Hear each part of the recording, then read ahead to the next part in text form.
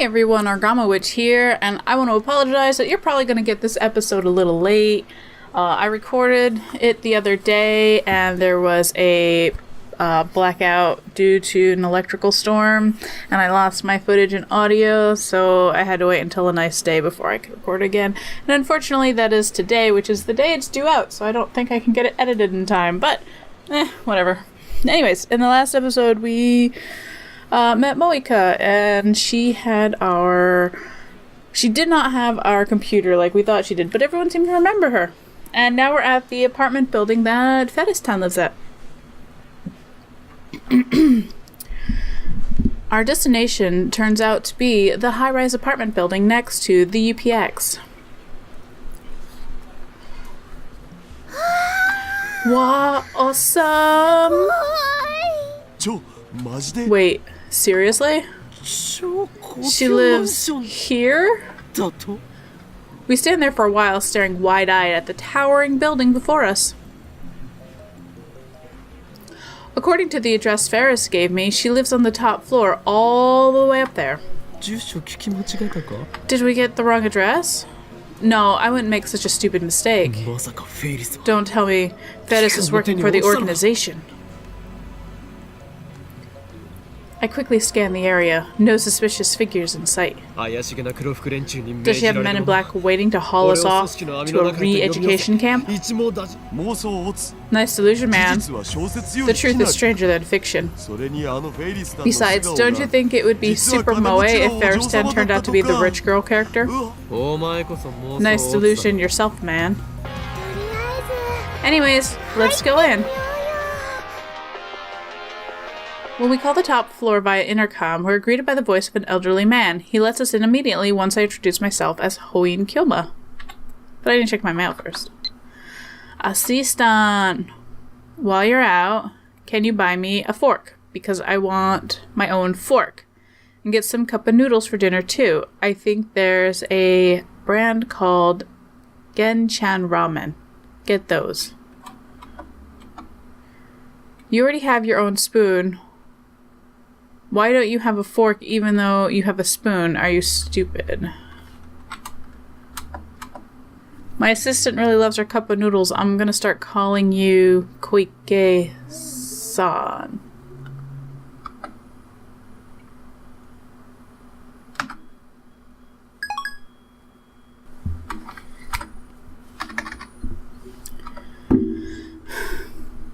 It feels like we're walking into a trap, but I can't turn back now.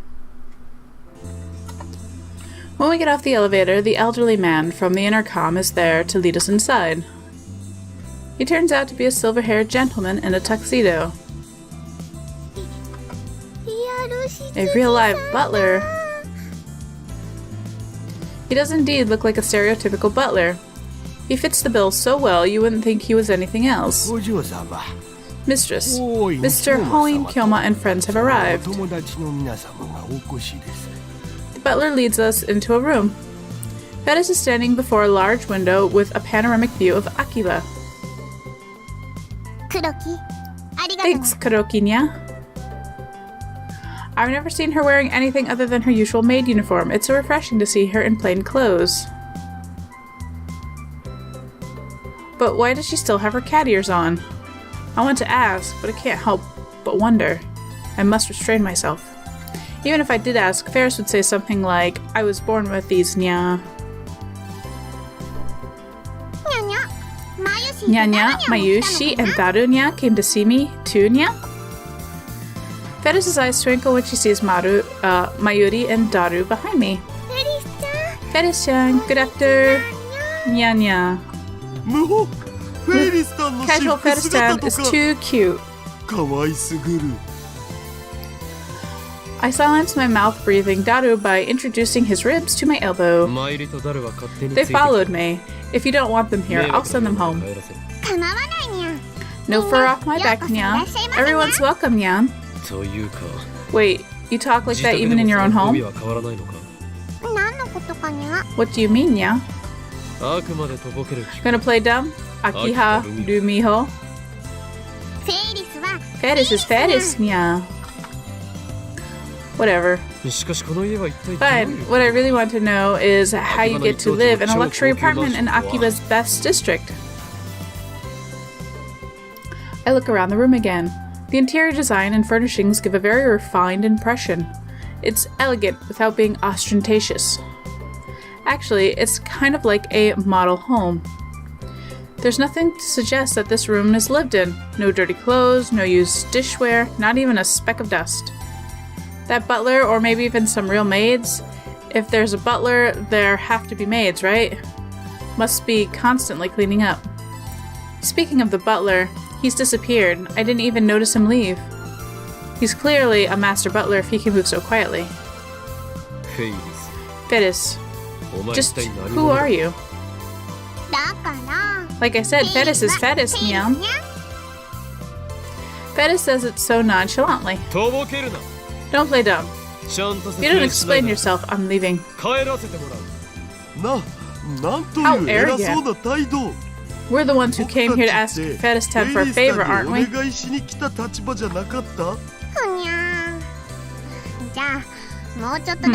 Well, if you must know,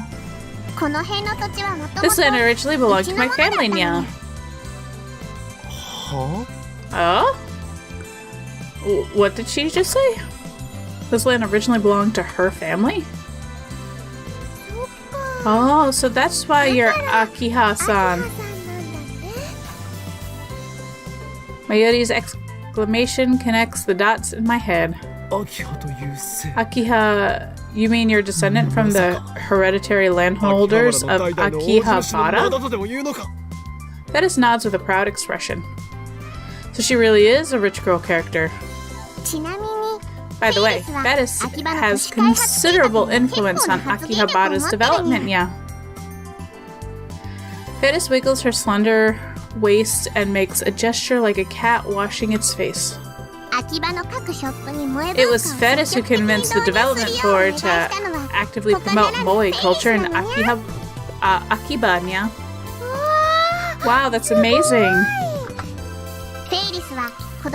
I've been going to development meetings since I was little, Nya. So basically, the chaotic changes in Akiba are all result of this cat girl's whims. What a monster. But please keep all this a secret, Nya. Fedis' expression suddenly darkens. Why?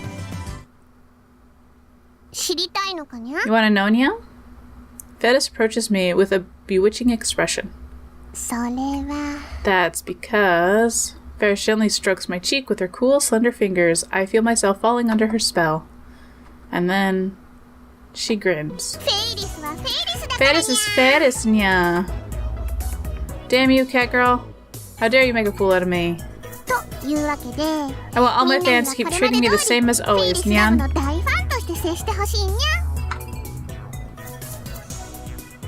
Daru starts fist pumping when he sees Fedis' cutesy act. I'll treat you at full force. Mayushi's your fan too. Your maid spirit is really amazing.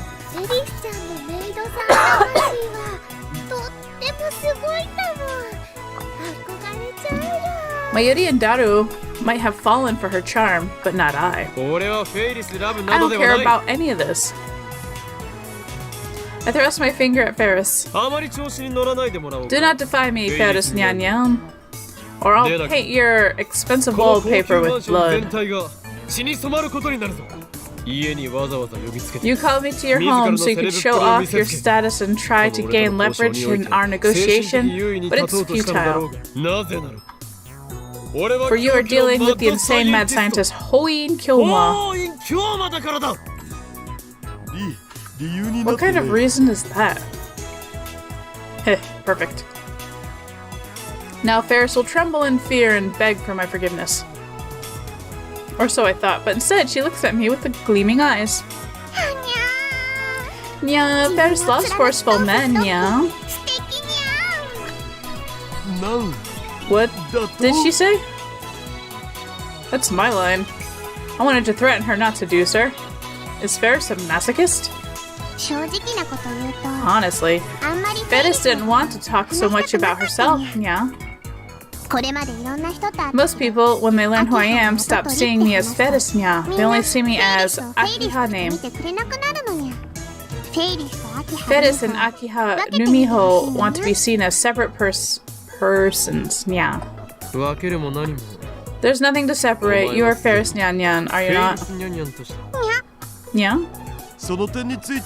For once I agree with you, Okarin. Whenever she speaks Nyan Nyan Nyan and wears her cat ear, she is Fettis-tan. You're just being overly self-conscious, Fettis. I don't know, Mia. I'm serious. To me, you'll always be the unbeatable cat-eared maid. Yeah, thanks, Kyoma. Why is she thanking me? Well, she's probably admiring my incredible magnanimity. Wahaha. I've never seen that form of that word before. Magnanimity. It's like magnanimous, but magnanimity. Now then, let's finish this idle gossip and get down to business.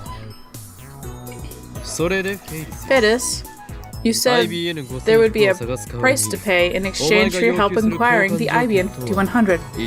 What is your price? Do not test the limits of my goodwill. If I unseal my right arm for even an instant, everything will be destroyed and nothing will remain, just so you know. Fine by me, nya. Fettis points to the cat ears sticking out of her head. These cat ears have the power to negate all other power, nya clear. When Kyoma's power is unleashed, Ferris will stop it, nya. I shouldn't have mentioned my hand to Fettis.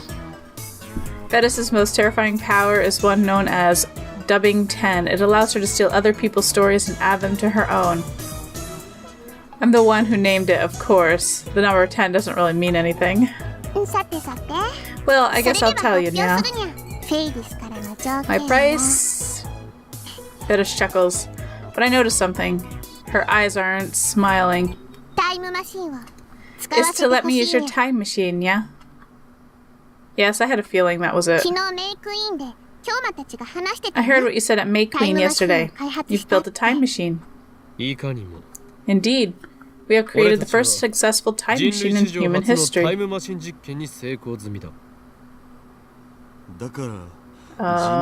Seddon was the first. But don't misunderstand.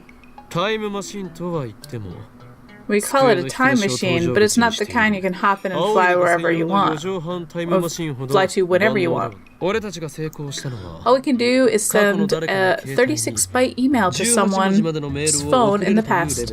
But even that is worthy of the Nobel Prize in Physics. It's transcendental, super invention that will alter the course of human history forever. Transcendental. Yeah. You can send an email to someone in the past? That's awesome. Fettis wants to use it, yeah. Fettis jumps up and down with joy. The time machine is our lab's greatest secret. If you want to use it, you must become a lab mem. A lab mem? What's that, yeah? Well, it means you get to be part of our club. Mayushi would be super happy if Fettis-chan became a lab mem. Same here. That would be alright. Please join. I'm begging here. How do I become a lab mem, yeah? There's no contract. We only require that you perform the blood oath. The blood oath? The window is closed, but a gust of wind blows through the room. It's coming from the air conditioner. But outside the window, I can see rain clouds cover the sky. I heard the rumble of thunder inside my brain. Fettis Nyan Nyan. if thou dost desire to join the hallowed order of Lathnems, then by the code passed down in high ancient from age long forgotten, pledge thy flesh, thy bone, thy blood, thy soul to the grail of heaven, and swear fealty everlasting. This duty fulfilled, the old god shall grant thee thy Labnam number. I didn't understand a word of that. Oh no! What do I do? Mayushi never ate any blood loaf. Does that mean Mayushi is not a Labnam? Don't worry, Mayushi. This is just Okarin's usual nonsense. Oh, I guess everything's fine then. Thank goodness. Very well, Nya. I shall take the blood oath, Nya. With a grim expression, Fetus grabs a small knife on top of her desk, and suddenly she slashes it against her wrist. No! Isn't that a paper knife? Yeah, that was right, Nya. Gosh, she surprised me. I clear my throat and pull myself together. Very well, Fetus. I invest you as Lab Mem 007. Perfect. So now, can I use the time machine, yeah? Indeed. But not a word to anyone. Death to traitors. That's the law of the lab. It is? No, Okarin made it up just now. Thanks, Kyoma. Fetus hugs me by the neck. Its very sweet aroma tickles my nose, and something very soft tickles my... Okarin, you jerk! I helped make the phone wave too! Really, Nya? Then Daru Nya too! Fetus flies over to Daru. I'm glad she's so happy, Okarin. Hehehe, Mayuri, you really are innocent. Hue? I take out my phone and put it to my ear. It's me. Yeah. I got her wrapped around my finger. What did you expect? She's just a 17-year-old girl. That cat girl thinks she's bargaining with me to appease her lust for mankind's dream, the forbidden fruit that is the time machine. But she's dancing in the tune of Hoin Kyoma. Why did I agree to pay her price, you ask? That should be obvious. Then I twist my lips into a grin. My razor-sharp shark teeth are probably glistening right now. Damn, I wish I had shark teeth. That cat girl shall be our guinea pig. I'm a monster? What a terrible thing to say. Not that you're wrong exactly.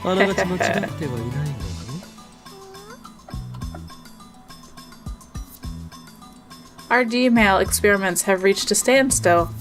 Kurisu refuses to become a subject. Mayuri and Daru are too dumb to be useful. We managed to experiment on Moika and Lukako, but we still need more data. Along comes Fatis. She's going to provide me with both an IBN 5100 and new data, 2 birds, 1 stone. Right, Ferris thinks she's using us. But it is we who are using her.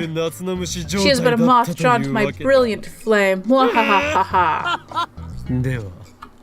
As planned, we are proceeding to the next phase of the experiment. This is the choice of Steinsl Gate. L. Psi. Kongru. Someone taps me on the shoulder after I put away my phone. Right after that, they blow into my ear. What? Who are you talking to, Nya? Fetus is behind me. She must have finished servicing Daru while I was still on the phone. No doubt she heard everything. It's too late, Fetus Nyan. You've already taken the blood oath. If you break it, ruin will befall you. There's no escape. Okay, Nya. So where's the time machine, Nya? She's certainly in a hurry. Time machine. Name. The name is Phone Wave, name subject to change, by the way, is in our lab. This time, we'll make sure the use of the phone wave name subject changes original function and send the D-mail by remote control. Kurusu should still be in the lab. I'll leave the setup to her. I asked Fatis where she wants the D-mail to go. She says she's sending it to her father 10 years ago. I take down his email address. The destination is April 3rd, 2000. It has to be at 8 a.m. that day. So we use an online calculator to factor in leap years, resulting in 86,168 hours. So does that mean it has to keep going for 86,000 seconds? Won't Phone Wave Chan get tired? It doesn't actually have to run the entire duration. Our previous experiments have confirmed that. The mail reaches the past if you send it as soon as the discharge begins. In accordance with the butterfly effect, the remaining seconds should be cancelled out. The experiment never happened. The fact that the D-mail was sent is erased, leaving behind only the mail in the recipient's phone. At least that's what our experiments have shown so far. Now let's call Kurusu. Burr? We're calling. Hello. Actually, on this note, I'm going to leave this episode here. If you're enjoying this series and you want to see more from me, then please subscribe. And in the next episode, we are going to send Fatis Nyanyan's text to her dad in the past, and we'll see what happens. So I'll see you then.